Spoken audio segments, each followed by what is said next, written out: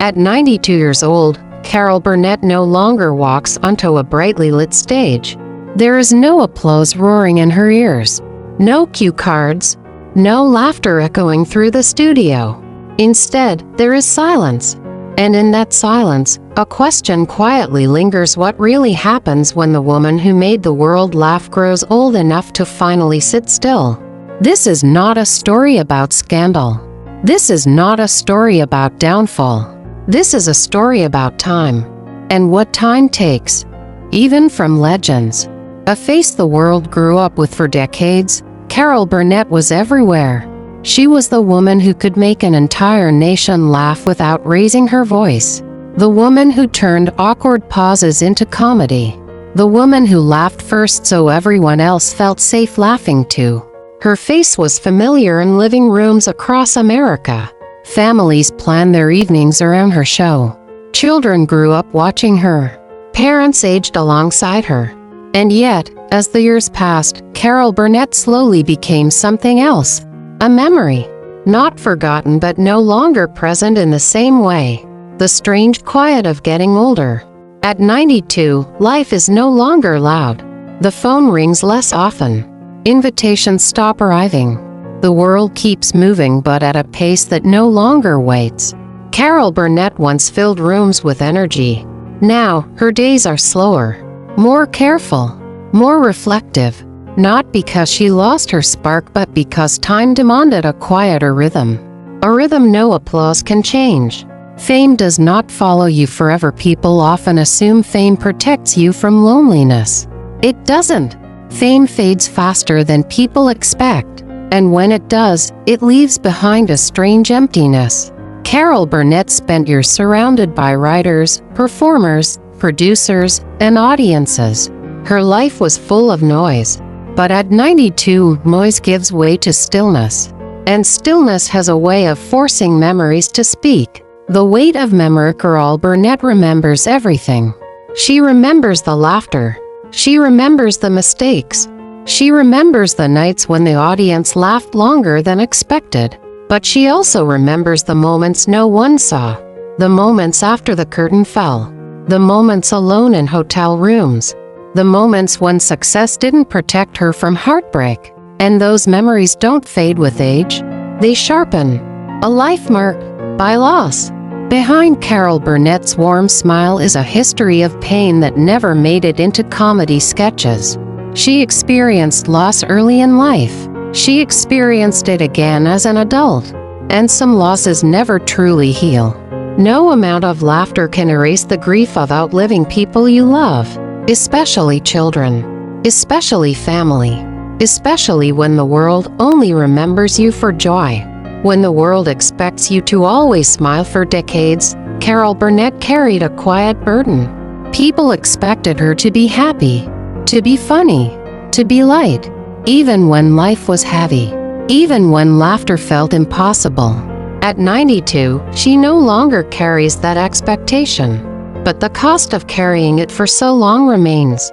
The slow disappearing act. Carol Burnett did not announce her exit. She didn't retire with a dramatic farewell. She didn't make a final speech. She simply slowed down. Appearances became rare. Interviews became shorter. Public moments became careful. Not because she was forgotten but because she chose rest.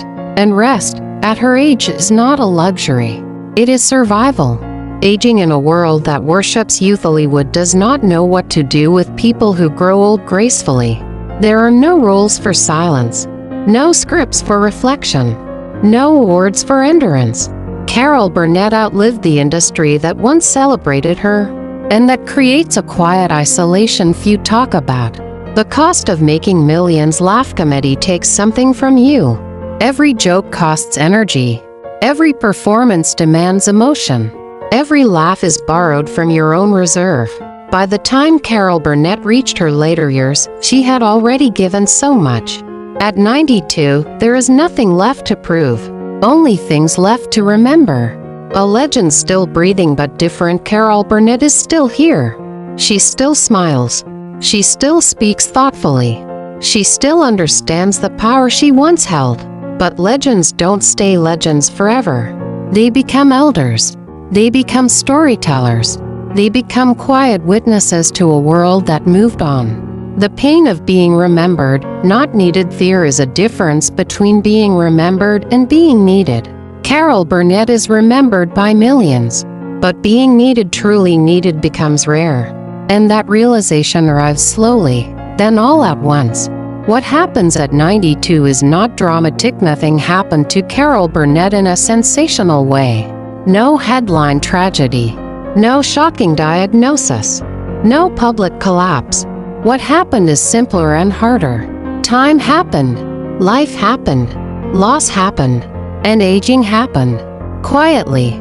The final role nitrogen monoxide one prepares for. No one teaches you how to age after greatness.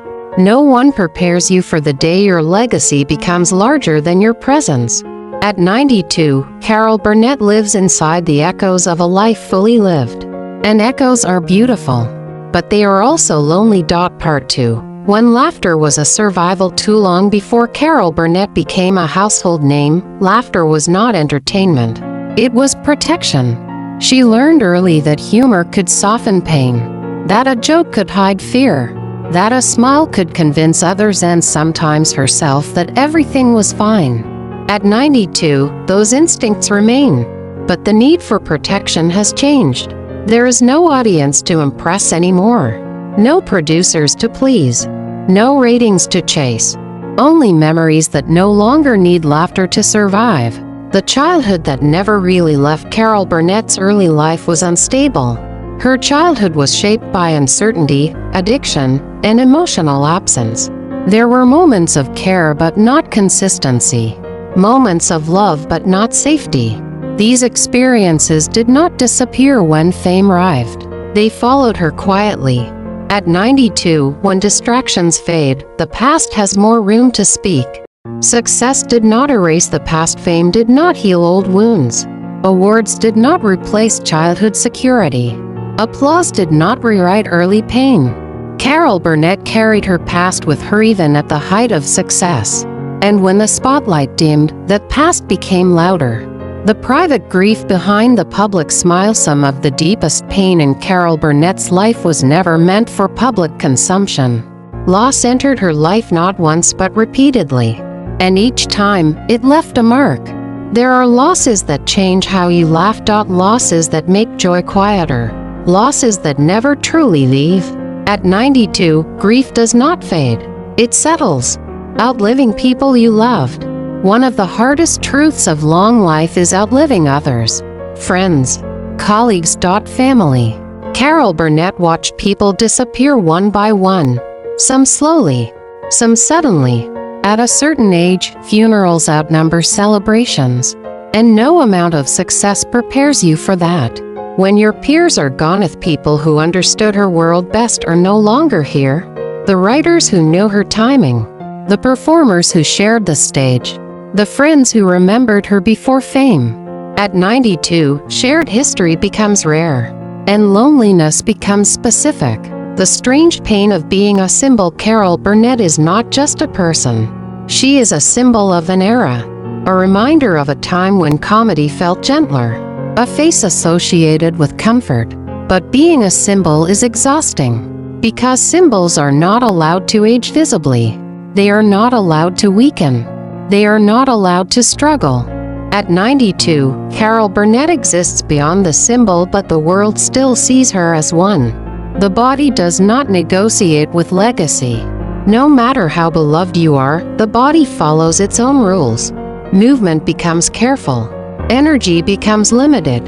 Recovery takes longer. Carol Burnett's mind remains sharp, but the body demands patience.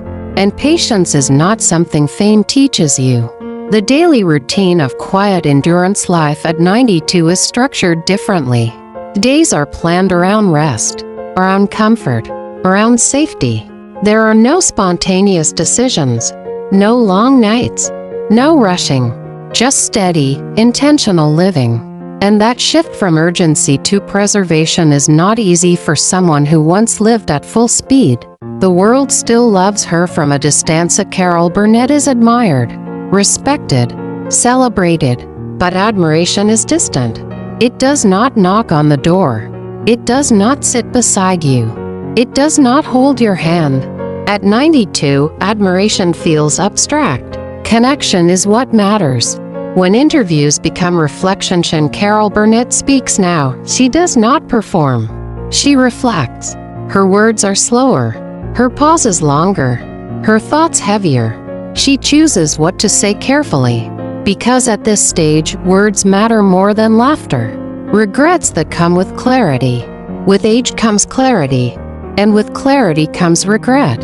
Not dramatic regret, but quiet questions. Did I spend enough time with the people who mattered? Did I rest when I should have? Did I give too much away? These questions do not demand answers. They simply exist.